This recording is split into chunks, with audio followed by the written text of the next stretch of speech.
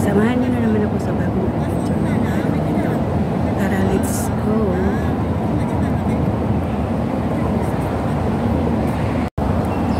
Hello guys! Samahan niyo ako. Ngayong araw na to, pupunta ako sa tabing dagat. Yung pinakapaborito kong lugar na papasyalan. Maski tanghaling tapat, nagsusulo akong naglakad-lakad. Dito, tinan mo, nakasimangot ako. Dahil init na ako dyan, basang-basa na sa pawis. Sumilong ako sa isang puno, tinan mo. Ganda oh, dyan. Dito muna ako sa garden, pero sa harapan, dagat dyan. Nakakatuwa. Ayan oh, gumamila. My favorite flowers, nakaka-relax ng isip. Maski nagsusulo lang ako, sige ang gala-gala ko. Para lang makakuha ng ano. Hanapin ko pa yung dagat. Dito lang ako sa tabing dagat. Kung hindi nga lang mainit, dyan lang ako magtatambay. Dinayo ko pa yan ng layo-layo ang sakay. Siguro kalahating oras o 45 minutes sumakay ako ng tram. Yung tram na sinasabi, yung double decker na ano, sa gitna lang ang daan yan, kuryente ang nagdadala. Diyan ako sumakay kasi mura siya eh. $3 lang ang pamasahe mula kung maski saan ka pumunta, basta $3 lang minimum. Kaya yan ang sinakayan ko. Tignan mo, dahil sa dami kong bit-bit din, hindi ko na pinapakita yung sa ibaba, ang dami kong bit-bit, mayroong akong isang bag. Kaya minsan yung pag-video ko nanginginig-kinig nga dahil siguro sa daming bit-bit. Bumili kasi ako ng prutas, saging, grapes, para kung saan ako magutom at uhawin, uupo ako sa isang park. Kaso lang sa panahon ngayon na nandito ako sa may park, hindi na ako gumawang maupo dahil napakainit. May nakita akong mga upuan dyan sa tabing dagat. Ang init-init, Diyos ko, pati mukha ko yata nasunog na sa kalalakad ko, pero okay lang.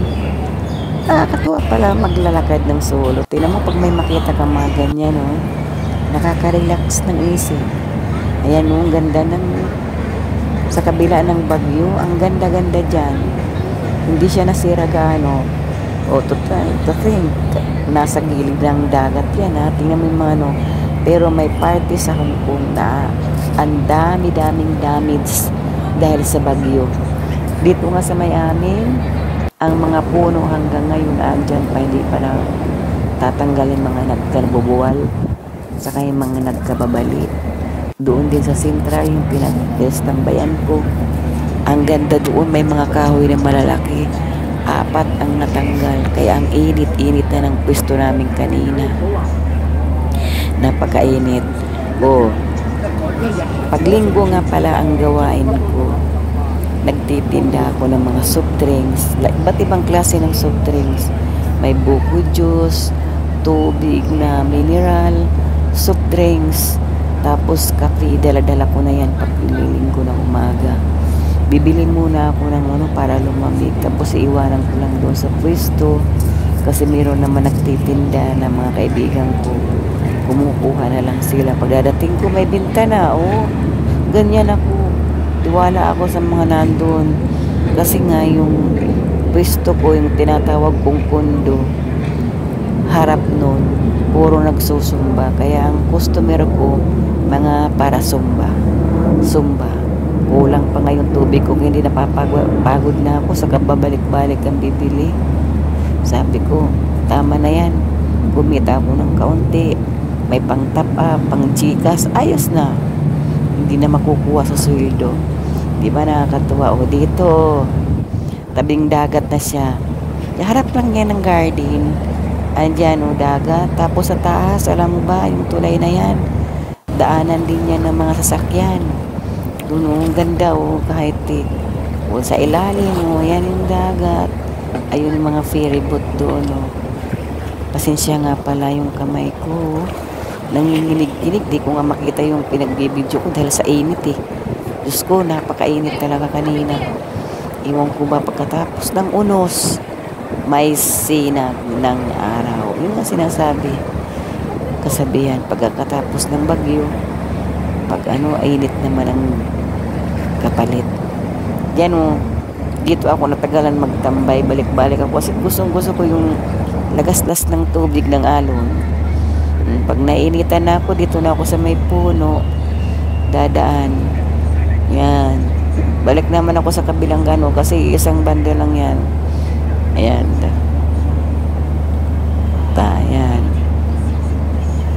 Ngayon ko lang ito na puntahan dito ha. Hindi ito katulad nung kasi yung una kong vlog na part 1 nung birthday ko, doon yan sa kabila. Karugtong din ito ng dagat kasi magkakarugtong lang ito pero malayo siya.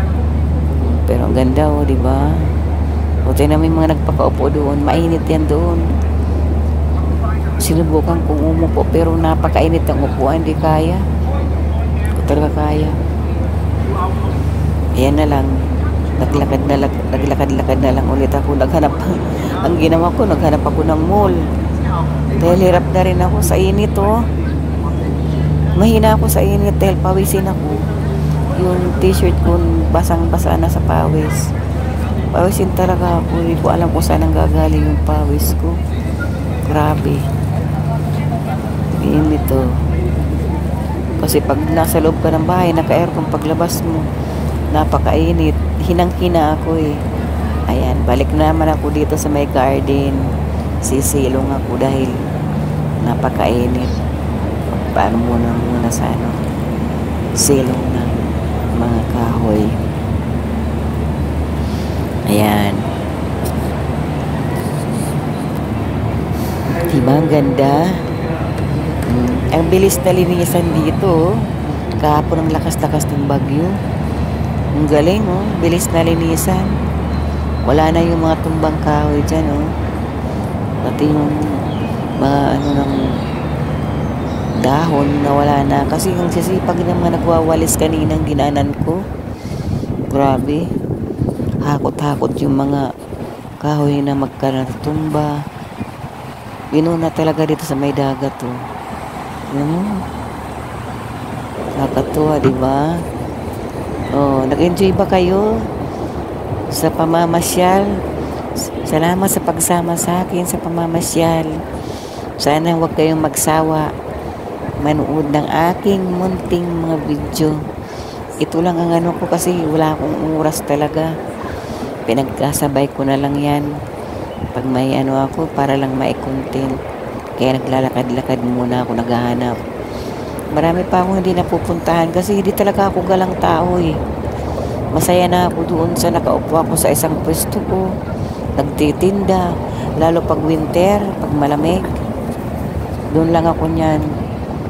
Pero ngayon na nag-YouTube na ako, minimake sure ko na nakakaalis ako maghahanap ng ng may content. Noon talaga nangyari dyan? Natuwad pala yan. Sorry nga pala dyan. Hindi ko na malaya. Hayaan mo na. Hindi ko na yan ipalitan. Hirap kaya mag-edit. Okay na yan. Siguro na ko? Ang nangyari dito? Ano kaya yan na-record ko? Sorry po. Sus. Natuwad yung camera. Nangyari. Pasensya na po. Natuwad pala siya. Anyway yan. Pabalik na ako. Nasa loob na naman ako ng tram. Pabalik na doon sa pwesto. Alas 3 na ng hapon. Umalis ako sa pwesto ko ng 11:30. Kumain kami ng pamangkin ko ng tanghalian kasi hindi siya nakalabas last week. Pinag-treat niya ako ng lunch. Binili niya ako ng mga prutas. Yun.